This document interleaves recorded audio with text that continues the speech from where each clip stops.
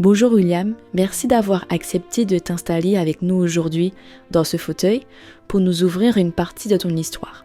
Avant de commencer, dis-nous où sommes-nous et pourquoi avoir choisi cet endroit? Nous sommes au Robert et nous sommes juste à côté du ponton touristique du Robert. Et nous sommes dans cette ville-là parce que c'est ma ville, c'est là où j'ai grandi, c'est là où j'ai mes amis, c'est là où je me sens bien. Et nous sommes à cet endroit-là parce que juste derrière moi, tu vois que c'est un peu, c'est la vue un peu pas mal, la baie du Robert, la plus belle baie de la Martinique, et puis surtout cet aspect illimité de cette vue-là. William, quelle partie de ton parcours as-tu choisi de partager avec nous aujourd'hui? Qu'as-tu envie de nous confier? Alors, quel bout de mon histoire, waouh! Je n'aurais pu tout raconter, mais ça va se limiter à quelque chose de très important pour moi qui est, j'ai compris un jour que je suis illimité. Je suis illimité. Je pense que ce mot-là me définit parce que au moment du parcours de vie que j'ai eu, qui n'est pas un parcours parfait, au contraire, je suis fier de ce parcours-là parce que ça fait de moi qui je suis aujourd'hui. Le jour que j'ai rencontré mon créateur, celui qu'on appelle mon créateur, Dieu, il m'a dit que je suis illimité. Alors, je reprends souvent un texte biblique qui dit Dieu se trouve, vit en nous. Et puis plus loin, ou bien avant, je ne sais pas trop, il est écrit en quelque part que l'univers ne peut contenir Dieu. Alors quand j'ai compris cela, je pense que c'est à ce moment que ma vie a commencé. Et j'ai commencé à poser des points un peu partout qui m'ont donné à comprendre et à pratiquer ce terme-là, ce mot illimité. Oui, j'ai eu des situations des situations difficiles, qu'on peut définir comme difficiles, et que j'appelle des moments d'apprentissage dans ma vie privée, dans ma vie professionnelle, et qui m'ont donné à avoir une autre pensée.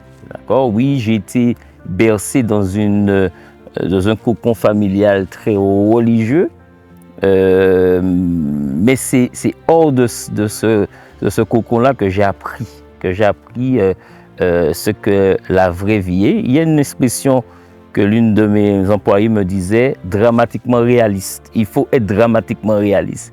Et à ce moment-là, comment te dire cela? J'ai vécu, quoi. J'ai vécu.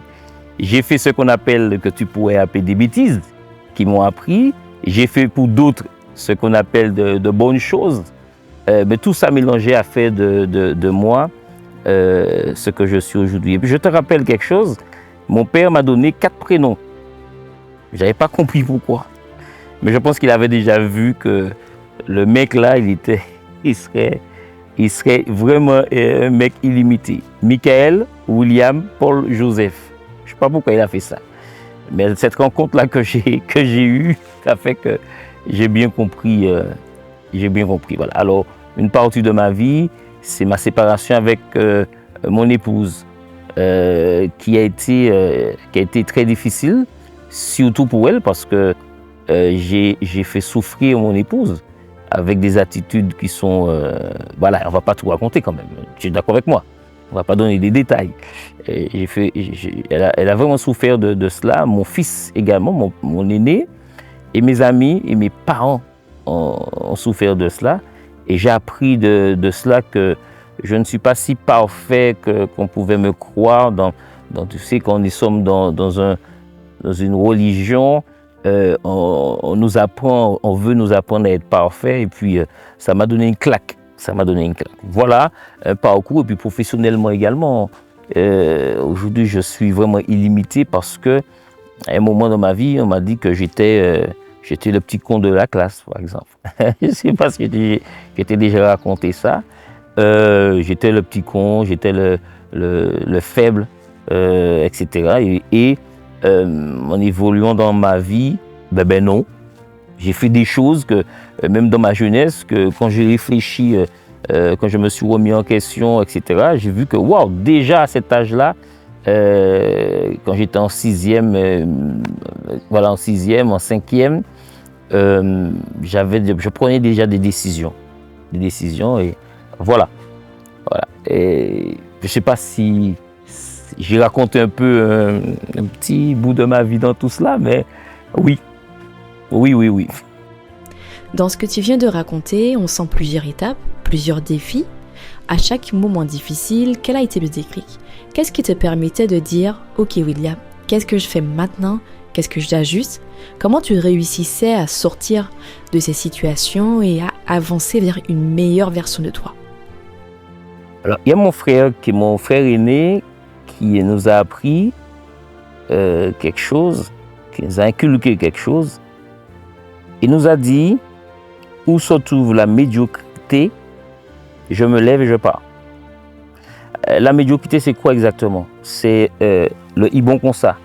C'est le fait de dire que ça va bien se passer, de ne pas avoir cette pensée d'aller plus loin de ce que je pourrais faire, de se contenter de. Alors, dans des situations dites difficiles, que j'ai appris que c'est plus de l'apprentissage, je me suis retrouvé dans ces situations-là. Je me suis posé la question, 1, pourquoi je me trouve dans cette situation? 2, qu'est-ce qui fait que je reste dans cette situation-là?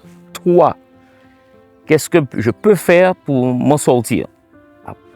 Tu sais, j'ai commencé à lire des ouvrages sur l'aspect, le concept de l'homme, de l'humain, et j'ai compris que la vérité est en moi. Et justement, nous développons ce thème-là dans nos célébrations. La vérité est en toi. C'est quoi et c'est qui la vérité? C'est ce que je te disais au début. Il vit en moi. L'univers ne peut le contenir. Donc, moi, je suis illimité. Je suis puissant.